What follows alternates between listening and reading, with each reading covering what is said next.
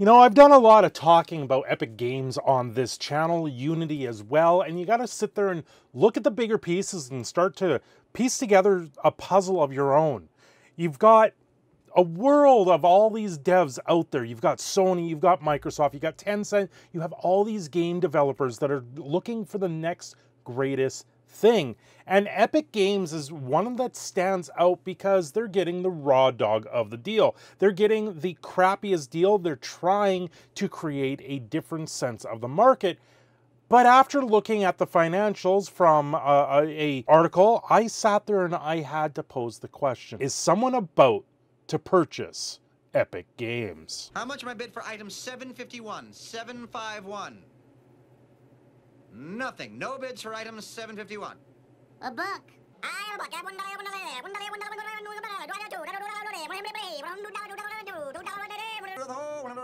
Sold for a buck. Well, before we completely dive into this, don't forget to like, share, subscribe, all those good things YouTube likes.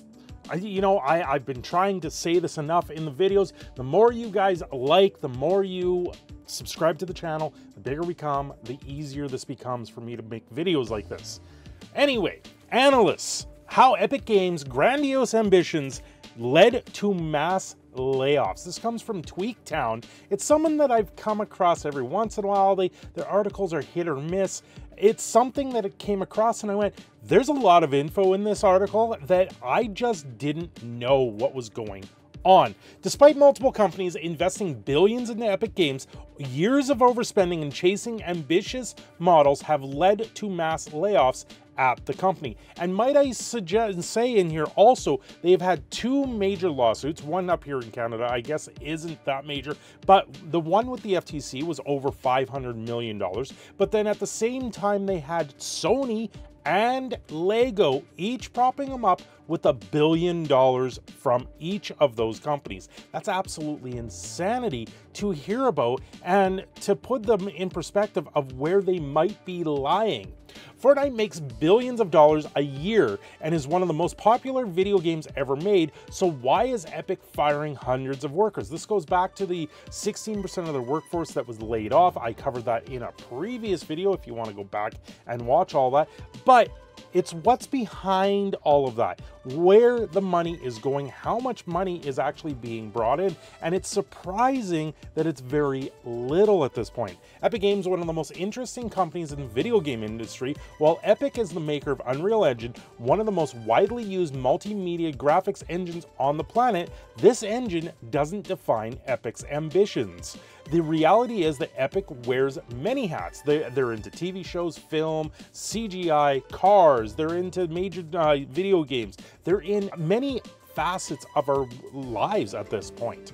Epic appears to follow the whims of Tim Sweeney, a legendary programmer who created Unreal Engine. Sweeney is staunchly opposed to current games industry trends, including the business practices of Valve, Google, and Apple. Now, at the same time, they had a massive lawsuit against Apple, which generally they lost that against Apple because Apple and Google and Valve each demand 30% of the take. They take 30% off the top just to have the game or their development on their servers.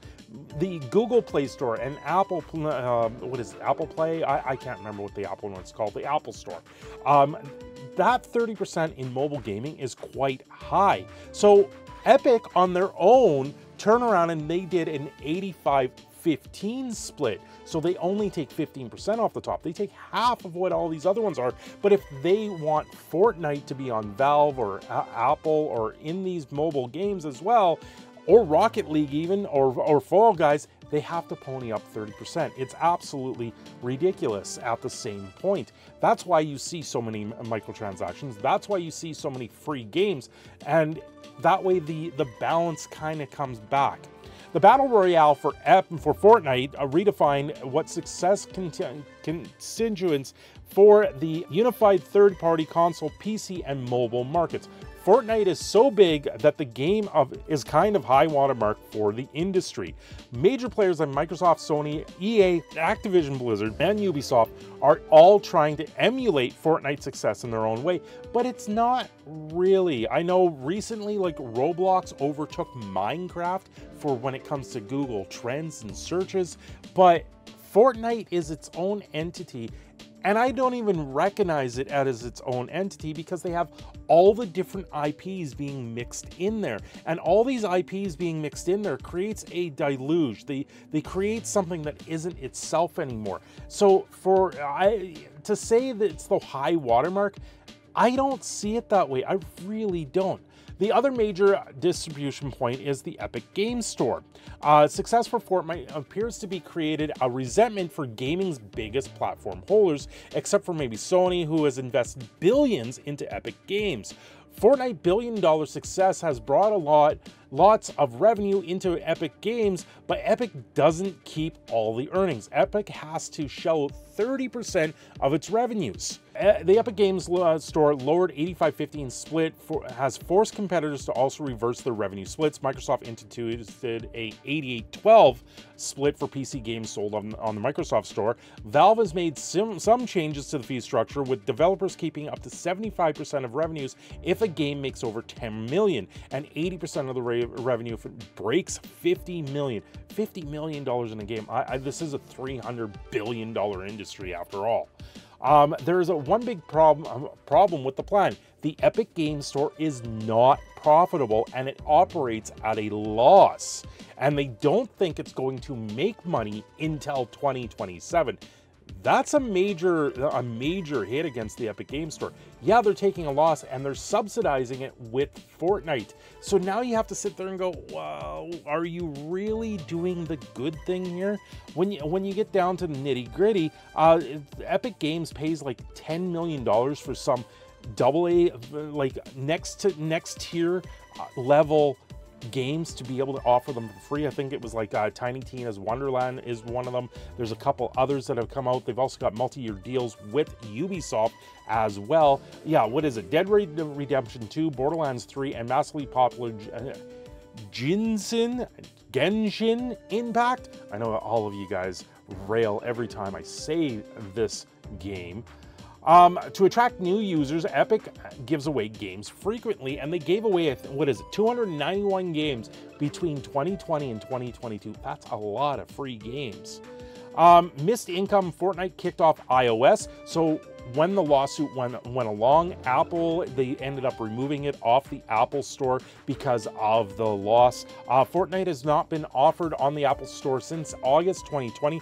Previous records indicate that Fortnite made as much as $330 million on iOS from in-game purchases. This was in 2018, the highest ever period for Fortnite revenues. According to the documents, which were listed in a public exhibit folder during the time of the trial, Epic's income margin dropped to 8% in 2020. Throughout the year of 2020, Epic made $3.918 billion in revenue and spent $3.52 billion on expenses. That's insane. This leaves only behind $302 million as income for the year. Spending $3.5 billion to only rake in 3.9, and then you walk away only with 300 million. That's a lot of money. And I've been saying this about Hollywood movies. You have all these Hollywood movies where 100 million seems to be the magic number to make a blockbuster film right now. These 300 and 400 million dollar movies like Indiana Jones completely flopped.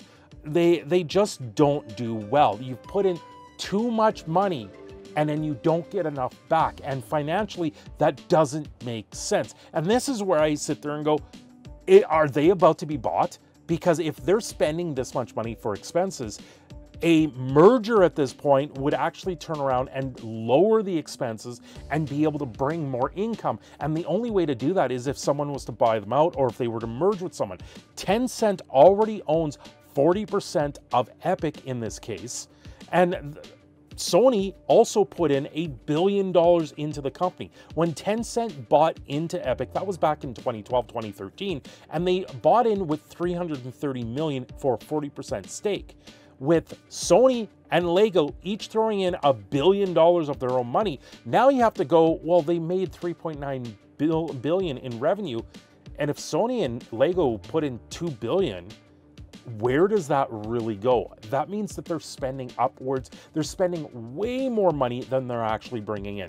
When you spend $3.5 billion on expenses, now the Sony and Lego deals, that's over time, and I don't know what the time frame was that of, but when you bring that into perspective, they're not doing well. They're not doing very good. At $302 million for a net income, I mean, at least you're in the black in that sense. This was in 2020, and over the last couple of years, I don't know where things have sat, but that makes you really wonder if Epic is about to be sold, if someone's going to step in. Sony, with them already investing $1 billion into the company, I wouldn't be surprised if we hear some sort of rumblings after the Microsoft Activision Blizzard acquisition. Sony could step in. However, Sony just lost their CEO, and their CEO went and said, bye, I'm done.